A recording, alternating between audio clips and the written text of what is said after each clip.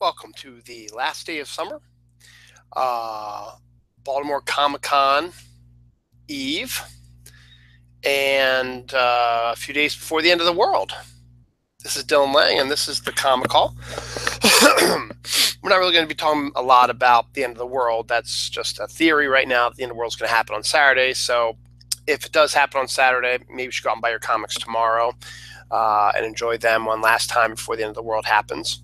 Or if you're in the Baltimore area, the Baltimore Comic Con is going into full steam starting tomorrow, Friday, September 22nd. It'll also run through the 23rd and 24th, Saturday and Sunday. So if you can't make Friday, come on out on Saturday or Sunday. I may or may not be there depending on my schedule. Sunday, probably not because I got stuff going on, but I might be able to squeeze in an appearance on Saturday. We'll see.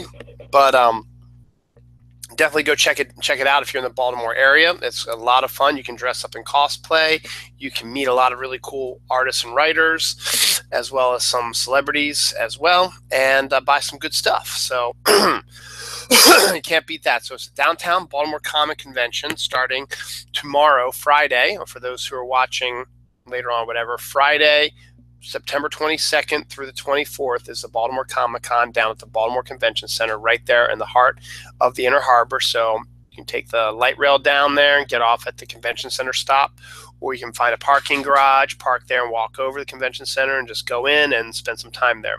And if you're done looking around the floor a little bit, check out the Gem Museum, which is right there next to Camden Yards, which has a lot more comic-oriented stuff in it as well. And you should go see that anyway. But that's also not the only thing that's going on.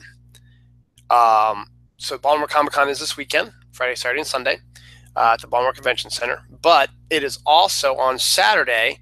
It is Batman Day. But this year, because of Harley Quinn's 25th anniversary, they are making it a Batman Harley Quinn Day. So if you're not going to be down at the Baltimore Comic Con, go to your local comic store on Saturday the 23rd, and you'll be able to get some free comics, Batman and Harley Quinn oriented comics. And you may also be getting, if your store ordered them, they have little like mask things you can put on, like the paper ones you get for like birthday parties and stuff like that. But you can have Harley Quinn or different types of Batman ones also. But if you're at the Baltimore Comic Con, go find Cards, Comics, and Collectibles booth, which is the owner. Mark is the guy who runs Baltimore Comic Con. If you go to their booth and on Saturday the 23rd, you can also get those hats as well and the free comics as well. Since their store has been closed today, Wednesday was this last day until next week, because I mean, Mark is the guy who created the Comic-Con, so he's down there getting set up today, and the con starts tomorrow, and he and his crew are down there all weekend. So then they got to clean up, and then they'll reopen on Monday. Personally, I think they should probably take Monday off to get their stuff back in, because you're leaving late on Sunday, and then you got to bring everything back and bring it back in. It's usually a mess in there, even all the way till next Wednesday when comics come out. But it's interesting though. So to reiterate, this weekend, Friday the 22nd, 23rd, and 24th of September is the Baltimore Comic Con downtown at the Baltimore Convention Center. Head on down there if you're in the area, or if you live on the Eastern Seaboard. It's not that far of a drive from anywhere. Come on down that. Take the train if you want to as well, and enjoy your time down there. There's a lot of cool stuff going on. This year, they are going to be having an after party, I think, either Friday or Saturday night at a local bar. Costs extra, but you can still have an after party. You're probably going to hang out with some of the creators there. It's kind of cool. I think Saturday night after the show, there's going to be at another bar, there's going to be a Buffy the Vampire Slayer prom. If you show your ticket to the convention center, you get a discount on something, the admission or something like that. So you got that going on. It's pretty cool as well. And on Saturday, it is Batman and Harley Quinn Day. So you get free comics and you get cool mask shit. So well worth it. I think I might have some in my comics. I might have some of the, yeah, I should have. I don't think these are ones that are coming out, but that's just to celebrate Harley Quinn. So check it out definitely, as long as the world doesn't end on Saturday. So without further ado, we're not here to talk about all that shit. Excuse me, stuff. We're here to talk about comic books, and this is this week's haul. Another pretty big week. So, of course, I got to start off with the girl, Harley Quinn number 28. Starts a new story arc where she's running for mayor of New York City. It is written by Jimmy Palmiotti and Amanda Conner, and Bruce Timms and Tom Derenick are the artists. So you get some good stuff. So for Harley Quinn and Batman Day, you get a Harley Quinn issue, or for week, for day rather, because it's on Saturday. You can pick up the newest issue of Harley Quinn. It's a pretty nice picture too. So there you go. And this week also, because it is also Batman Day, you get Batman number 31, which continues the war of jokes and riddles. Written by Tom King with art by Mikel Janin. Pretty good looking Joker. And so you get Batman and old school Catwoman. So interesting stuff. So also, just want to point this out also, this week on Tuesday, Wonder Woman came out on DVD and Blu-ray. So if you have not gone out to see it yet or want to own it, it is now out. So go ahead and buy it. Also continuing the Batman saga, we have the first of many one-shots, part of the Batman Metal story. This is Batman the Red Death, which is the alternate reality Batman where he has the Flash's powers. And it's written by the creative team of The Flash, Joshua Williamson, and art by Carmine Di Giandomenico. So it looks like an issue of The Flash, but it is Batman stealing his speed and becoming the Red Death, because he's an evil Batman, and that's what we're here to see. So let's see if we can get a good picture of the Red Death. So some crazy stuff. So interesting artwork. So this is the first of many crossovers. All right, here we go. Batman Day is being taken over by Harley Quinn. There'll be a Batman Day special edition, the first chapter of Batman Volume 3, I Am Bane, written by Tom King and illustrated by David Finch, plus an original 3-page story by Amanda Conner, Jimmy Palmiotti, and Brett Blevins, which will be a Harley Quinn one. Harley Quinn Batman Day special edition, the first chapter of the Joker Loves Harley graphic novel by Conner Palmiotti and John Timms. DC Superhero Girls Batman Day Special Edition, the first chapter of the DC Superhero Girls Out of the Bottle graphic novel, written by Shea Fontana with art by Marcello Ticciaro and Agnes Garbowski. Participating stores will also have 3 different Batman masks illustrated by Ryan Sook in the style of DC Masterclass artist Jim Lee, Andy Kubert, and John Romita Jr., and a DC Superhero Girls style Harley Quinn mask by Yancey LeBeau. So I might have to check out some of that stuff. Even though my store's closed, if I can't make it down to the con, I might be able to go to another local comic store and get some of that cool stuff. So we'll see. I don't collect Nightwing anymore, but it is a crossover with Metal, so I got to pick it up. There's going to be some other crossovers coming up, so I got the newest crossover. This is Dark Knight Metal tie-in. It's written by Tim Seeley with art by Paul Pelletier and inks by Andrew Hennessy. So it's a alternate world. Nightwing taking on Mr. Freeze and some of the bad Batmans as well. And look, Harley Quinn's in that as well, making an appearance basically probably in every comic book this week. So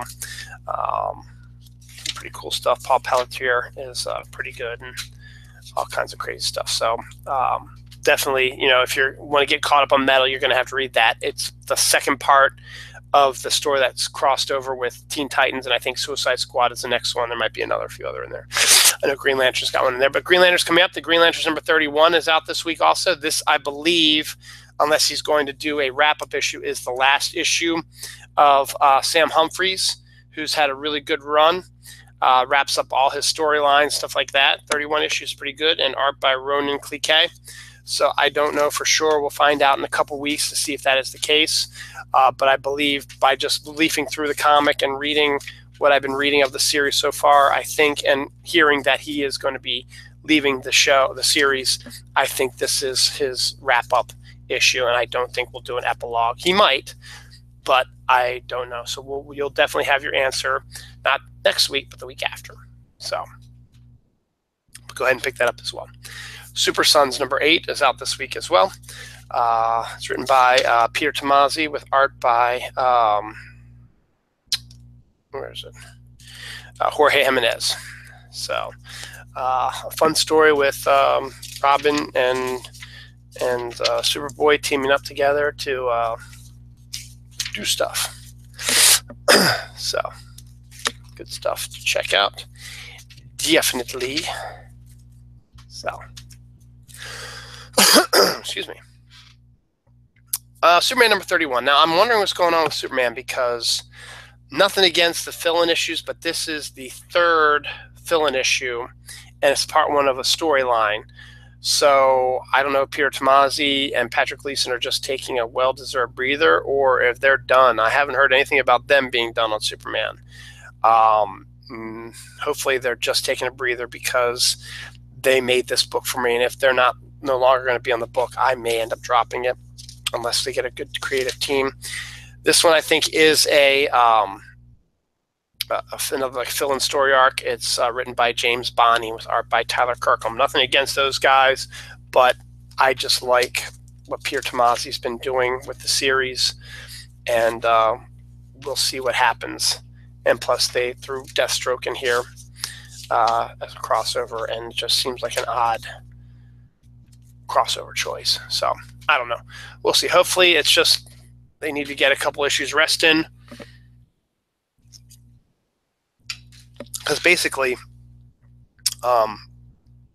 Tomasi and Gleason and even Doug Mahnke a little bit have been working nonstop on the series. So I guess they need a little bit of a breather, prepping for the big storylines that are coming up probably this fall, probably some in connection with the Doomsday Clock, which is coming out in November. So we'll find out, but we'll see. But you know, Superman.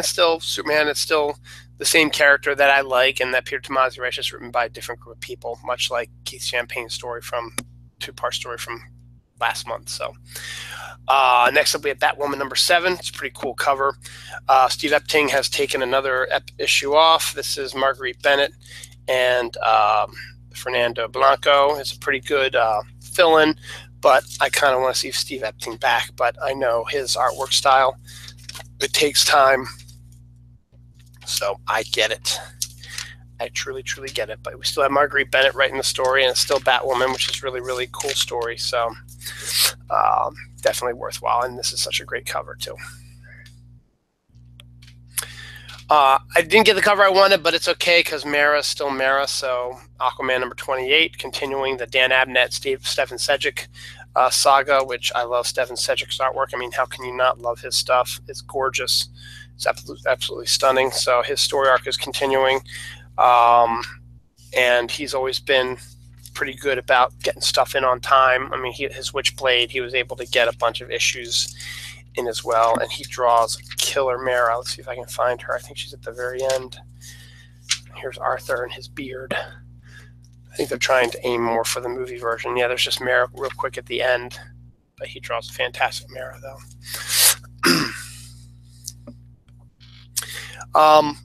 Next up, we have an interesting crossover, Wonder Woman and Conan, which is something that no one's ever really thought of before. And on top of it, it's written by Gail Simone. So you got to love that. So Gail Simone is the writer. Artwork is by Aaron Lopresti, who's one of those consistent writers, or rather artists, and inks by Matt Ryan. So it's Conan and it's Wonder Woman together. I mean, you can't really go wrong. And it's a crossover that has been a long time coming. So we'll see what happens. I think it's a 6-issue miniseries, so hopefully it'll be continue to be a good series. So particularly the creative team on it should be good. That's it for regular DC. Next up, we got a couple of Young Animal books. Dead Man has always been one of my favorite characters, and he makes an appearance in Bug number 4 by the Allreds, Lee Allred, Michael Allred, and Laura Allred. So you got Mr. Miracle, you got Orion, you've got Bug, because they're all new gods, and then you're going to get some, Dead Man in here. Let's see if I can find Dead Man here. Not yet, but I just want to keep showing you some of this awesome Mike Allred artwork. There you go. Here's some Dead Man for you. Great story, great artwork, and some great guest stars. So fantastic. Excuse me. Also from Animal this week, we've got Cave Carson has a Cybernetic Eye number 12. Again, Michael Avon Oeming is the main reason why I keep buying this, because his artwork is stunning. It's written by John Rivera and Gerard Way. And Michael Avon Oeming is one of those guys that is consistently like a Mark Bagley, you can put him on a monthly comic and he can draw every single issue and get it in on time and stuff like that, and it'll still look really, really nice. So this is a crazy, hyperkinetic storyline with some interesting crossovers, particularly Wild Dog is in it. So that is that. And finally, from DC, we have Space Ghost number 2. Technically, it's Future Quest presents Space Ghost number 2. Ariel Olivetti did the artwork for the original Space Ghost series, that reboot that happened back at the turn of the century.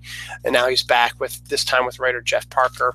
So he's got a really distinct art style, and it's a serious look at Space Ghost. And you even get, some of the Herculoids in there and keeping up with the Future Quest storylines, but it's going to be the main focus is on Space Ghost, who's always been a really interesting character and continues to be so. So that's it for the DC books. Marvel, not many coming out this week. As I kept saying, these Generation books keep coming out every week, and I keep buying them, even though I don't plan to buy every single one of them, even though I have. But this one I had to buy. It's Miss Marvels, written by G. Willow Wilson with art by Paolo Villanella. So you get the Miss Marvels together, Carol Danvers and Camilla. Fantastic. So good stuff. Very strong female characters, and good one shot if you just want to pick up something interesting. So there you go. And then it's just Spider-Man stuff for me. Renew Your Vows number 11, which is a storyline that takes place in an alternate dimension where Peter Parker is married to Mary Jane Watson. They have a daughter and they all have powers. This is just an awesome cover. I love this cover. And Ryan Stegman absolutely adores Spider-Man, and he's writing it, even though I wish he'd be drawing it also. But, you can't always get what you want. But Brian Level is doing the artwork for this. So you get Spider-Man and his family working together, and it's such a great concept, a great story, and a way to do stuff in a different way, so it's not continuity based, and do some stuff. And also, Mary Jane is now possessed by the symbiote, which is really cool. And Harry Osborn is like a 10-year-old boy. So but yeah, I wish Ryan Stegman would do some more artwork, but you know what? I'm okay with him writing this because he loves the character, and this is just an awesome cover. Tell who did it. Can't tell who did it. And then Chip Zdarsky continues his run through Spider-Man. This is Peter Parker's Spectacular Spider-Man number 4. Adam Kubert is still consistently doing the artwork. So there's been 4 issues, and Adam's been doing the artwork for all of them. That's almost unheard of, because Adam Kubert used to be one of the worst ones, or maybe that was his brother Andy, I don't know, but they're both, it's a good story. Chip Zdarsky is definitely an interesting writer, and you get a good storyline with Peter and his sister, which you just have to read to know for yourself. And you even get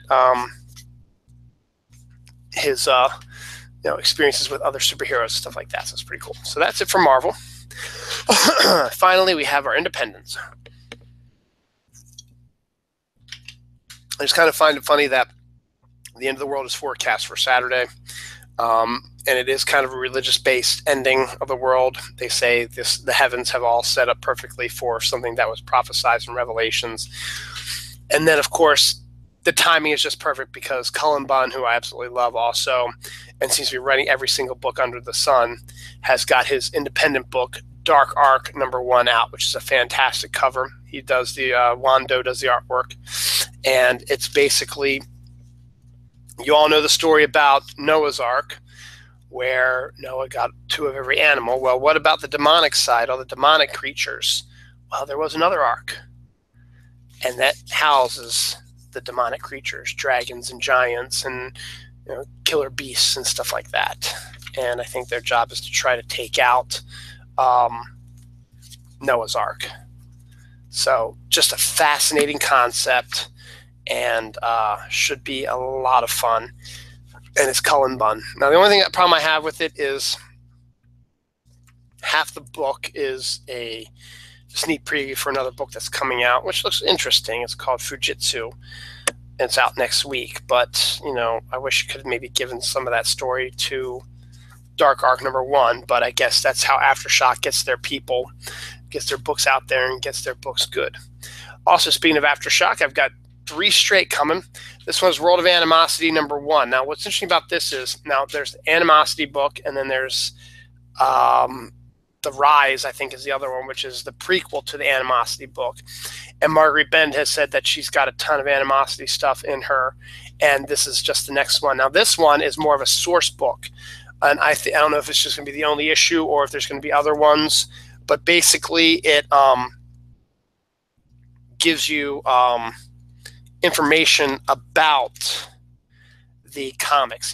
This gives you a write-up of what happened in every issue of Animosity. It gives you basic breakdown of the characters. It breaks down what happened in all 50 states, including Maryland, and I'm from Maryland. And it says, the forest of Maryland is home to the legend of a bloody red dragon who sprays fire and acid from its throat and devours creatures whole.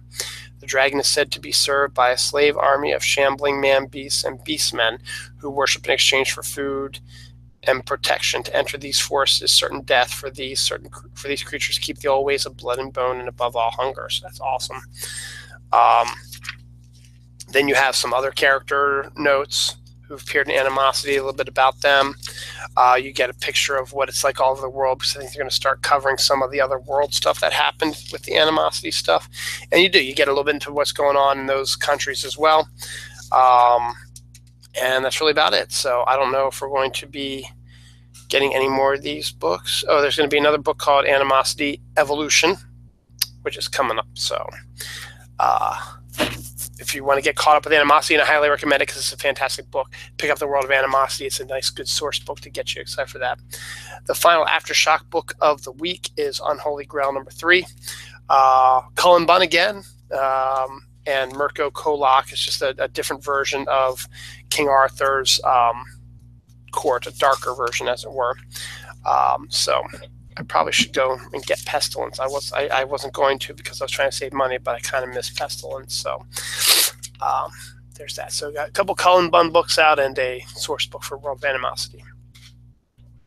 I thought this book just came out. So I guess it did. Star Wars New Avengers #2. The first issue just came out not too long ago. Well, here's issue #2. It contains 3 stories. One is Better the Devil You Know by Cavan Scott and art by Derek Charm. Tales from Wild Space, The Flat Mountain of Yavin. Elsa Chartier and Pirek Colline are the creators. And Dispatches from Wild Space, which is just a little cartoon thing. So it's kind of more of a cartoony Star Wars thing. I'm still trying to figure out how they got the rights to do it since Marvel has them wrapped up. So I'm not exactly sure. So that's the first storyline. Here's the second story. And then the third one is just, like letters page type of thing. So there's that as well.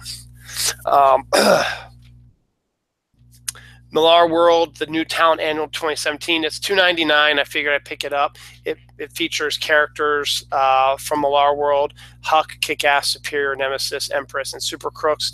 And it's done by new creators to get their people out there. So Kick-Ass is written by Emma Sale with art by Edgy Zion. So these are all people who are trying to break into the comic industry. Millar is good enough to let them take a snap at their characters. This one is Empress, is written by Will McLaren with art by Luna Vecchio. Kind of water painty type of stuff. Next up we have Nemesis, written by Steve Lawrence with art by Marcello Zalaza.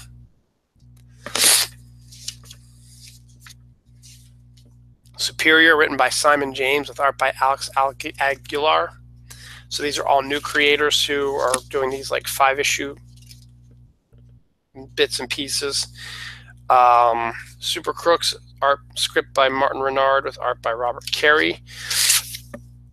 So these are all creators who are trying to get a leg up. And Huck, Stephanie Cook, and art by Jake Elphick. So you might see these guys in the future in other independent books, but this is just a way to get them out there, and even gives them their pictures in the back as well. So I had to pick it up. It was only $3, and I figured they're all short enough, and I like most of Millar's stuff, so it's pretty good. And considering Millar is now going to be doing TV shows of all his books now that haven't been made already, it'd be fun. I'm just surprised that they missed out on the Statesman, not Statesman. Whatever that series is coming out this week for him. Finally, we have the final issue of Blake Northcutt's Fathom. This is Fathom number 8. Blake Northcutt, writer Marco Renna, pencils, Mark Roslin, digital inks. I picked this up because I like Blake Northcutt. So this is the final issue. Fathom's anniversary is next year. So they're going to redo the series again next year, and Ron Mars, I think, is involved with that. I got to follow up with what Blake wrote at the end.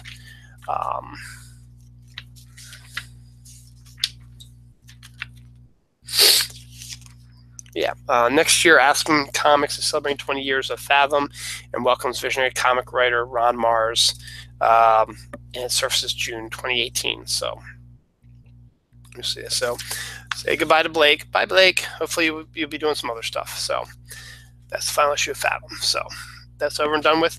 So is the Comic Call. Comic Call is over and done with. So to reiterate one more time, Friday, 22nd, Saturday, 23rd, Sunday, 24th, Baltimore Comic Con, downtown Baltimore at the Comic Convention. Be there or be square. Lots of creators, lots of media people. Danny Rand, the actor who played Iron Fist, is going to be there. The kid who plays Bruce Wayne in the Gotham series, along with the Alfred of that series, are going to be there also.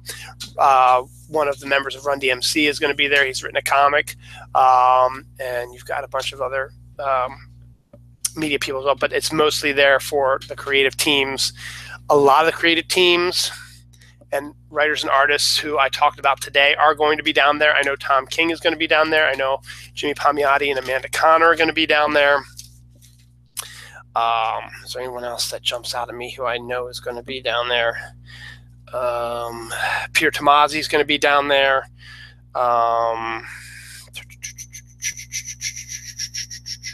I really don't know anyone else who might be down there, but I'm sure there's going to be a few others down there that I just didn't know. So just go down there and find out for yourself who's down there.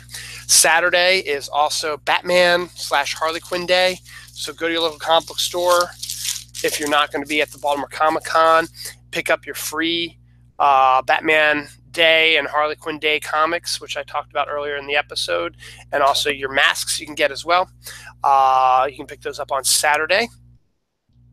And then also watch out for the End of the World on Saturday as well. And if the world doesn't end on Saturday, the Baltimore Ravens are playing in England on Sunday. It's my team as well. So go out, enjoy yourselves, enjoy your last weekend on Earth. Summer is now officially over. Fall comes tomorrow. So we are entering the end of the year cycle now. So fantastic. Dylan Knows also will be on Saturday night, 9:30. With Jerry Fletcher, we'll be talking about 9:30 at night. We'll be talking about the top 10 villains. Maybe there'll be a comic book villain on there. You never know. So check those out. Go out to comic book stores, get your free Batman and Harley Quinn comics and your masks on Saturday. If you're in the Baltimore area or you have nothing to do and you live in the Jersey, New York, Pennsylvania, Delaware, Virginia, West Virginia area, hey, take the drive into Baltimore. And if you want to take a train down, spend the weekend in Baltimore, it's going to be a glorious weekend, very warm temperatures, sunny, no rain. So there's lots to do downtown. So on that note, I'm going to say farewell. Thank you for watching and have a great weekend and survive, people. Baltimore Comic Con this weekend.